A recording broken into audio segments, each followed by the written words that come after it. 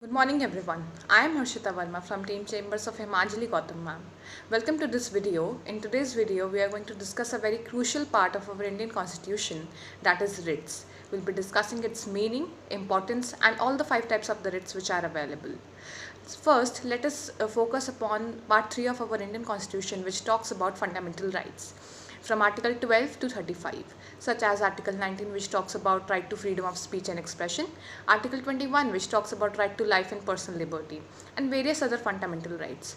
So, if in case your fundamental right is violated by the state or an individual, then you may approach Supreme Court and High Court under Article 32 and 226 respectively to enforce your rights back again.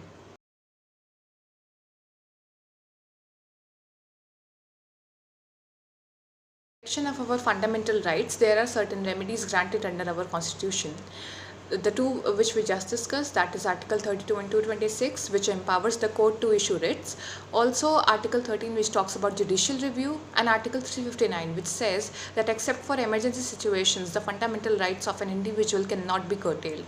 Also in emergency situations, Article 21, which talks about right to life and personal liberty, cannot be taken away from the citizens. Now, let us discuss Article 32, which in itself is a fundamental right. Under Article 32, you may approach Supreme Court directly.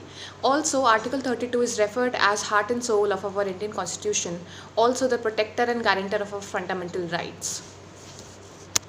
The powers given to Article 32 is also given to Article 226, but under Article 226 you may approach high courts. The basic difference between Article 32 and 226 is that Article 32 is a fundamental right, whereas Article 226 is not a fundamental right. And Article 32 is solely used for enforcing your fundamental rights back again, but Article 226 can be used for enforcing your fundamental rights, although also for other purposes as well.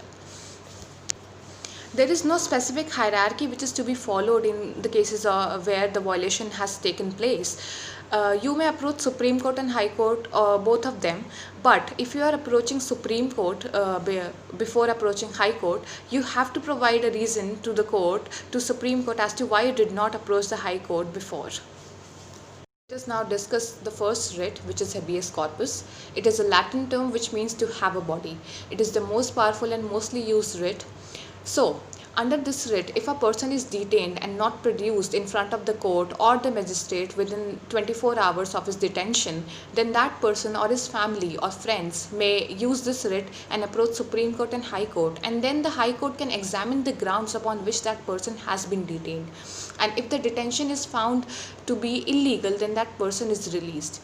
So the use of this writ is not to punish the wrongdoer, but to release the person who has been detained illegally.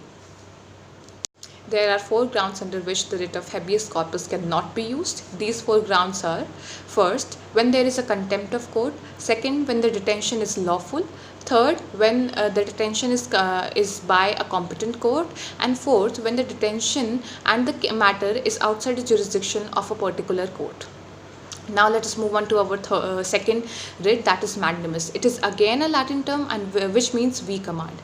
Suppose a constitutional body, a public authority, a university or a tribunal is not discharging its duty which it owes to the public at large, and it's not discharging its public duty, then you may approach Supreme Court and High Court, and the courts can ask that particular or specific authority to discharge its duty back again.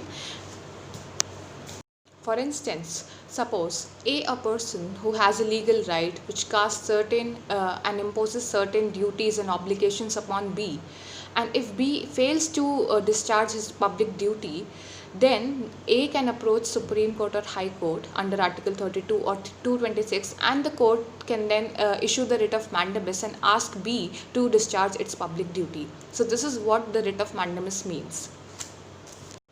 Now let us move on to our third writ, which is certiorari, which is again a Latin term which means to be certified. Through this writ, Supreme Court and High Court can order the judgments, can order the lower courts to submit their judgments to Supreme Court and High Court, and the High Court and Supreme Court can scrutinize the judgments submitted by the lower courts whether they are constitutionally valid or not. There are 4 grounds under which the judgments cannot be constitutionally valid. Those grounds are excess of jurisdiction, lack of jurisdiction, unconstitutional jurisdiction, or denying of the natural justice of principles of natural justice. Principles of natural justice, which are equity, justice, and good conscience, also speaking order. Moving on to our fourth writ, which is prohibition, which means to forbid.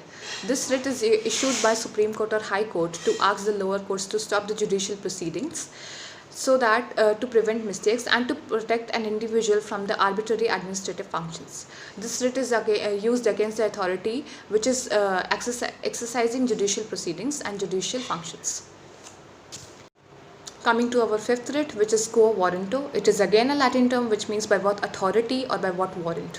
By issuing this writ, the Supreme Court and High Court can ask any public officer under what authority they are holding that public office. Also, it can be used against any member of any parliamentary, any legislative assembly, any governmental board, or any professor of a university which is a governmental university. So the main purpose of this writ is to restrain the person who is not in the capacity of holding a public office, to restrain that person. If the title of that public officer is found to be defective, then he has to leave that public office. Also, it is the only writ, quo warranto is the only writ which can be issued by any stranger. Rest of the writs cannot be issued by any stranger. You have to have a relation with the matter against which you are issuing the writ, but it is not the same in this writ. If you like this video, don't forget to give it a thumbs up. You can comment your queries below, and also don't forget to subscribe the channel of Chambers of Himachali Gautam. Thank you.